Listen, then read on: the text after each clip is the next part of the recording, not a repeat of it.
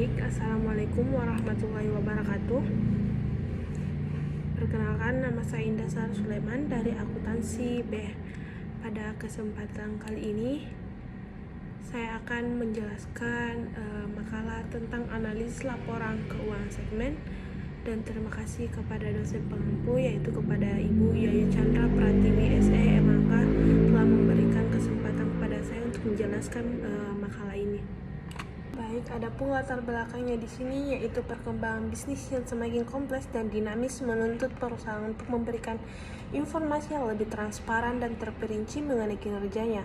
Dalam konteks ini, laporan keuangan segmen menjadi alat penting bagi manajemen dan pemangku kepentingan lainnya untuk menganalisis kinerja berbagai unit bisnis dalam suatu perusahaan. Laporan keuangan segmen menyajikan informasi tentang pendapatan, biaya, dan laba dari setiap segmen usaha, sehingga kemungkinan analisis yang lebih mendalami mengenai kontribusi masing-masing segmen terhadap hasil keseluruhan perusahaan. Baik, adapun di sini rumusan masalahnya. Yang pertama itu definisi laporan keuangan segmen, kedua aspek kunci pelaporan segmen, ketiga kriteria segmen operasi, keempat tantangan dalam pelaporan segmen, dan kelima contoh soal laporan keuangan segmen. Definisi laporan keuangan segmen. Pelaporan segmen adalah suatu metode pengungkapan dalam laporan keuangan yang memisahkan informasi keuangan berdasarkan unit bisnis, lini produk, atau geografi yang berbeda dalam suatu perusahaan. Tujuan utama dari pelaporan segmen adalah untuk memberikan transparansi yang lebih besar kepada pemangku kepentingan seperti investor, kreditor, dan manajemen mengenai kinerja dan posisi keuangan dari masing-masing bagian perusahaan. Adapun aspek kunci pelaporan segmen, di mana klasifikasi segmen itu merupakan operasi dapat diklasifikasikan berdasarkan berbagai kriteria seperti yang pertama itu produk dan layanan. Misalnya perusahaan yang memproduksi barang elektronik mungkin memiliki segmen untuk smartphone, laptop, dan aksesoris. Yang kedua itu geografi. Perusahaan multinasional yang seringkali membagi segmennya berdasarkan wilayah seperti Asia, Eropa, dan Amerika. Yang ketiga itu tipe pelanggan. Beberapa perusahaan mungkin membagi segmennya berdasarkan jenis pelanggannya, seperti konsumen individu versus bisnis tersebut. Nah, poin kedua itu pengungkapan informasi keuangan dalam laporan keuangan tahunan, di mana perusahaan diharuskan untuk menyajikan informasi keuangan terpisah untuk setiap segmen yang memenuhi kriteria tertentu. Informasi ini biasanya mencakup yang pertama itu pendapatan dari penjualan, kedua itu biaya dan beban terkait, ketiga itu laba atau rugi sebelum pajak, dan keempat itu aset yang dialokasikan untuk masing-masing segmen. Yang ketiga itu manfaat pelaporan segmen, di mana terdapat poin pertama itu transparansi, memungkinkan pemangku kepentingan untuk memahami lebih baik bagaimana berbagai bagian dari perusahaan berfungsi secara independen. Yang kedua itu pengambil keputusan. Pengambilan keputusan ini memberikan informasi penting bagi manajemen dalam merumuskan strategi bisnis seperti alokasi sumber daya dan pengembangan produk baru. Yang ketiga itu analisis kinerja, di mana di sini memudahkan analisis kinerja setiap segmen secara terpisah sehingga membantu dalam identifikasi area yang perlu diperbaiki atau diinvestasikan lebih lanjut. Poin selanjutnya adalah kriteria segmen operasi, di mana penyusunan segmen operasi adalah komponen dari entitas yang memenuhi 3 kriteria utama sebagai berikut. Yang pertama itu aktivitas bisnis, di mana segmen operasi harus terlibat dalam aktivitas bisnis yang menghasilkan pendapatan dan menimbulkan beban. Ini mencakup semua transaksi yang dilakukan dengan komponen lain dari entitas yang sama. Poin kedua itu evaluasi kinerja, di mana hasil operasi dari segmen tersebut harus dikaji ulang secara reguler oleh pengambil keputusan operasional untuk bertujuan mengambil keputusan yang mengenai alokasi sumber daya dan penilaian kinerja segmen. Pengambilan keputusan ini bisa berupa dewan direksi atau manajemen puncak yang bertanggung jawab atas strategi dan kinerja keseluruhan perusahaan. Poin ketiganya itu adalah kinerja keuangan terpisah, di mana harus tersedia informasi keuangan yang dapat dipisahkan untuk setiap segmennya. Ini berarti bahwa laporan keuangan harus mencakup data yang cukup untuk memungkinkan analisis kinerja masing-masing segmen secara independen, termasuk pendapatan, biaya, laba rugi, dan aset. Poin selanjutnya adalah tantangan dalam pelaporan segmen, di mana pelaporan segmen dalam laporan keuangan memberikan wawasan yang mendalami tentang kinerja berbagai unit bisnis dalam sebuah perusahaan. Namun, penyusunannya tidak lepas dari berbagai tantangan. Berikut adalah beberapa penjelasan lebih lanjut mengenai tantangan dalam pelaporan segmen. Ya, di sini ada poin pertama itu kompleksitas pengumpulan data, di mana pengumpulan data dan pengelompokan data keuangan untuk setiap segmen ini dapat menjadi rumit, terutama bagi perusahaan yang beroperasi di berbagai lini bisnis atau wilayah geografis.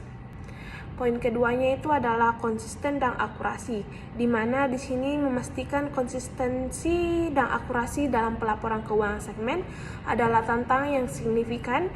Poin ketiga itu adalah kebijakan alokasi beban, di mana menentukan kebijakan alokasi biaya untuk masing-masing segmen bisa menjadi sulit. Biaya bersama seperti biaya administrasi atau infrastruktur seringkali harus dialokasikan secara proporsional ke segmen-segmennya yang berbeda. Yang keempat itu subjektivitas dalam pengukuran kinerja, di mana pengukuran kinerja segmen dapat dipengaruhi oleh kebijakan manajerial dan asumsi yang digunakan dalam pengalokasian biaya dan pendapatan. Poin kelima itu adalah biaya pengungkapan, di mana perusahaan mungkin enggan untuk mengungkapkan informasi segmen secara menyeluruh karena adanya biaya pengungkapan. Biaya ini mencakup risiko kehilangan keunggulan kompetitif jika informasi sensitif diungkapkan kepada publik. Dan yang terakhir itu adalah poin 6, perubahan lingkungan bisnis, di mana dinamika pasar dan perubahan regulasi dapat mempengaruhi cara perusahaan menyusun laporan segmen. Perusahaan perlu beradaptasi dengan cepat terhadap perubahan ini untuk tetap memenuhi standar pelaporan yang relevan dan memberikan informasi yang tepat kepada pemangku kepentingan.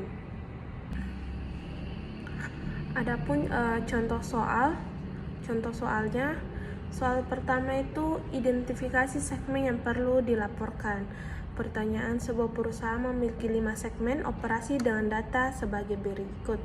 Data A, segmen A, B, C, D, E, di mana memiliki di sini pendapatan, laba rugi, dan aset.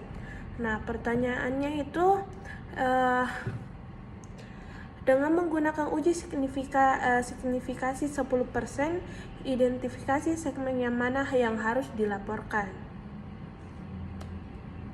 Nah, jawabannya itu uji pendapatan, di mana di sini total pendapatan gabungan sebesar 478 juta, di mana segmen yang dilaporkan adalah segmen A.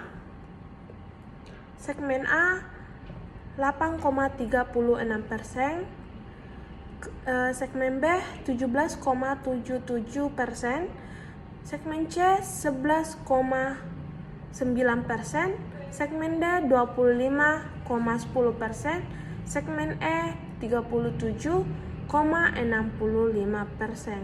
Di mana di sini yang diuji adalah menggunakan uji signifikan 10%. Berarti segmen A tidak termasuk karena dia tidak melebihi dari 10%. Di sini dia hanya punya 8,36%. Jadi di antara 5 ini cuma segmen A yang tidak termasuk karena tidak melebihi dari 10%. Jadi segmen yang dilaporkan berdasarkan uji pendapatan adalah B, C, D, E karena segmen A tidak termasuk. Nah, yang kedua itu uji laba rugi, di mana total laba ruginya itu adalah 90%, di mana segmen A kurang minus 6,5 juta, segmen B 22 juta, segmen C minus 4 juta, segmen D 30 juta, dan segmen E 38 juta. Nah, berdasarkan uji laba rugi, segmen yang dilaporkan adalah B, D, dan E.